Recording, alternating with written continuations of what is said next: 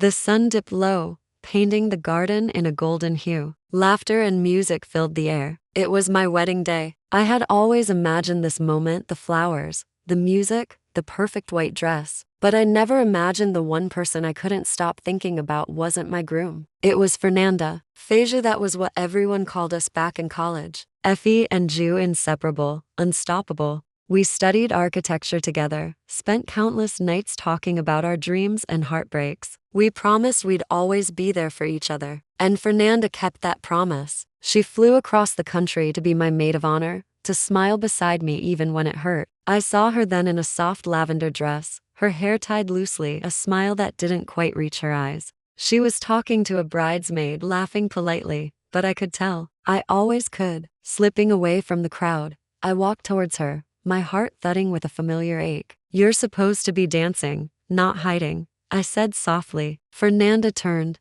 surprise flashing across her face. "And you're supposed to be married by now." "I am," I whispered, "but it doesn't feel real." Her expression faltered. "Don't do that, Ju. Not today."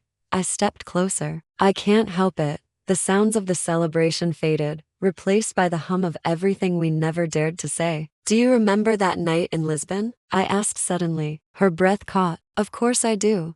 It was 3 years ago, at a design conference. After too many glasses of wine, we wandered the streets until we found ourselves by the river. The city lights shimmered on the water. Maybe it was the wine, or the way she looked at me like I was the only person in the world. That night, I kissed her. It was soft, trembling, and completely forbidden. We never talked about it again, but neither of us ever forgot. "I think I've been pretending ever since," I said quietly. "Pretending that night didn't mean anything." She looked away, her jaw tightening. "You can't say that now, Ju. You're married. You made your choice." My eyes glistened. I thought I was choosing safety, but I was just running away, for a long time. Fernanda said nothing. Then, with a shaky breath, she whispered, "You think I didn't run too? You think it didn't kill me when you stopped calling, when you sent the wedding invitation like nothing happened?" I reached out, my fingers brushing her hand. "I was scared."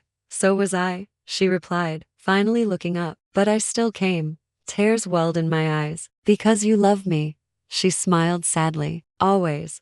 The wind picked up, carrying the scent of roses. The world felt suspended to hearts caught between what was right and what was real. I leaned in, our foreheads almost touching. "If I asked you to take me away, would you?" Her breath trembled. "Don't make me answer that."